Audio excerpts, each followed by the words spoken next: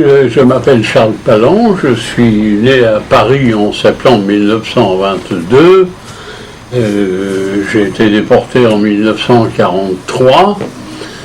J'étais déjà un garçon engagé et retour de déportation, j'ai retrouvé ma place dans la vie et aussi dans les engagements, dont je dirai peut-être deux mots tout à l'heure. Je suis né à Paris de parents juifs polonais qui étaient depuis peu en France, puisque mon père était venu au début de 1922 et ma mère l'a rejointe au printemps, à l'orée de l'été 1922, et moi je suis né en septembre, c'est-à-dire peu avant l'automne. Bien, nous habitions à Belleville, dans le quartier populaire de Paris. Mon père a évidemment trouvé tout de suite du travail dans la France du lendemain de la Première Guerre mondiale. Il manquait presque 5 millions d'hommes, dont 1,5 million étaient morts, 3,5 millions étaient blessés, gazés, tuberculeux. C'est toute la jeunesse qui avait été éliminée de la vie économique. Je suis un des 4 enfants d'une famille dont le papa est un militant syndicaliste de la tendance libertaire de ces années-là. Les plus grands dirigeants syndicaux français, qu'il s'agisse de Benoît Prachon à la CGT, qu'il s'agisse de Gaston Montbousseau, de tous les dirigeants de la CGTU, puis de la CGT réunifiée, étaient d'origine des gens de conviction libertaire. Bien. Les anarchistes, c'était pas seulement la bande à Bonnot, hein. C'était un mouvement intellectuel de grande intelligence et essentiellement de refus des deux sources d'oppression, des dieux injustes et des maîtres féroces, notamment pour ceux qui, comme mes parents, venaient de Pologne. En Pologne, la Pologne 3 fois déchirée par ses voisins. Le patriotisme s'y incarnait dans l'Église, mais l'Église était le plus grand propriétaire terrien de la Pologne. Par conséquent, le plus grand exploiteur de ce pays agricole. Et je le dis dans mon livre, où je raconte mes souvenirs, je le dis, comment l'antisémitisme ambiant, entretenu par l'Église, était l'exutoire que l'on servait à la Pologne misérable, qui trouvait dans la vodka et dans l'antisémitisme les moyens de prolonger sa survie de misère et d'oppression. Je le dis, je l'ai écrit. Et donc, dans cet élan syndical, que mon père a naturellement retrouvé en France, quand il est devenu un travailleur de France, sinon un travailleur français, il y avait cette confiance dans un avenir à construire, si j'ose dire, selon la formule « sans Dieu ni maître ». Bien. J'ai donc moi-même, enfant, appris à parler, parce qu'autour de la table familiale, on parlait d'injustice sociale, de salaire qu'il faudrait voir augmenter, de travail qu'il faudrait trouver quand on est chômeur, de monde plus juste à faire, et de pouvoir capitaliste qu'il faudrait briser un jour.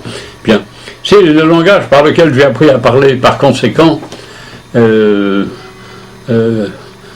j'ai eu la malchance de perdre mon père quand j'avais 11 ans, il était resté malade plusieurs années. Quand devenu moi-même travailleur, à moins de 13 ans, je suis à 14 syndiqué et à 15 ans porté comme délégué syndical du petit personnel de la petite entreprise dans laquelle je travaillais. Et il n'y a rien d'étonnant, c'est la marche normale des choses. Je dois ajouter que quand plus tard, la résistance va sortir du néant, elle sera d'abord le fait d'hommes et de femmes qui, avant la guerre, ont milité dans des organisations où s'affirmait la solidarité entre les gens. Ça pouvait être des organisations syndicales, politiques, sportives, scouts, religieuses, mais partout où l'on apprenait les rudiments de la solidarité humaine, avec quelque motivation que ce soit, partout c'est de là que sortaient, la nuit de l'occupation venue, les premiers qui ont pris part à ce qui plus tard allait trouver un R majuscule pour s'appeler la résistance et entrer dans l'histoire.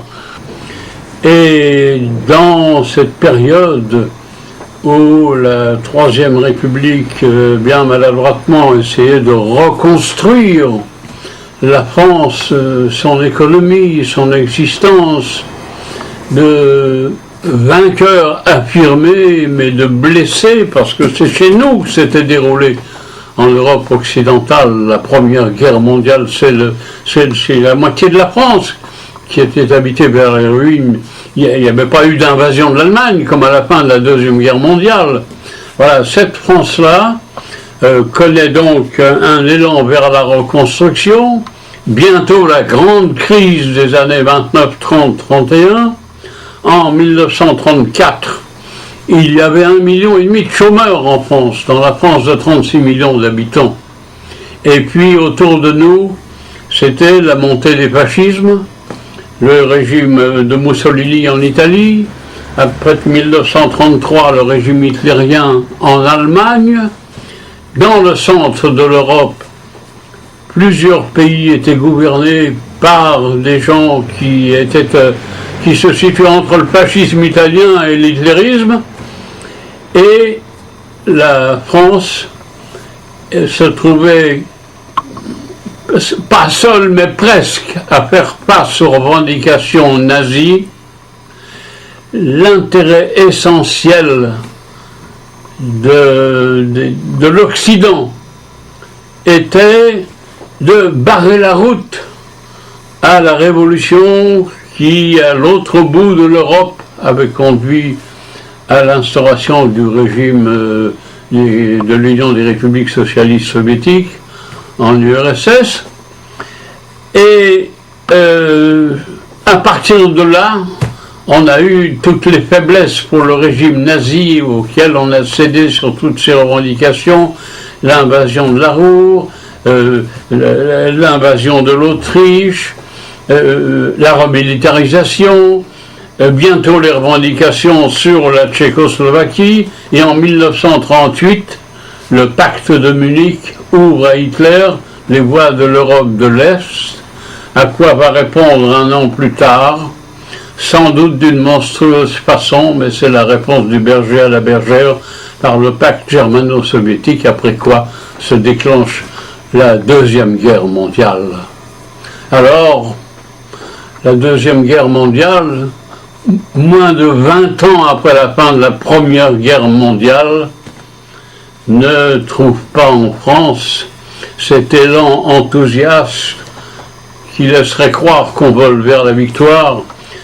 Une grande partie des hommes qui sont mobilisés en 1939 sont des hommes qui ont été démobilisés en 1919-20.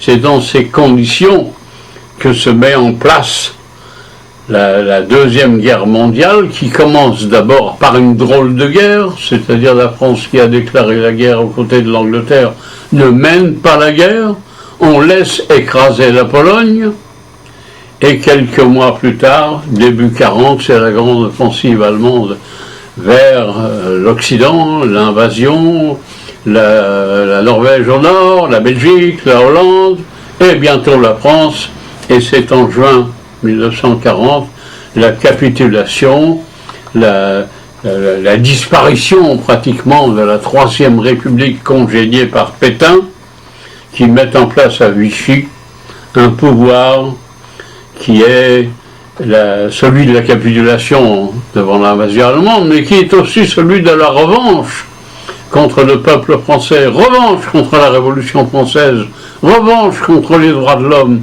revanche contre le Front populaire, revanche contre la laïcité, revanche contre tout ce qui fait que la France est la France.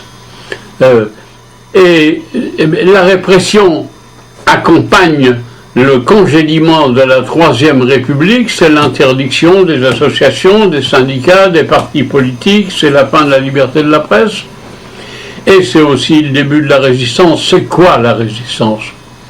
La résistance, c'est avant tout le refus de l'insupportable, le refus de l'inadmissible.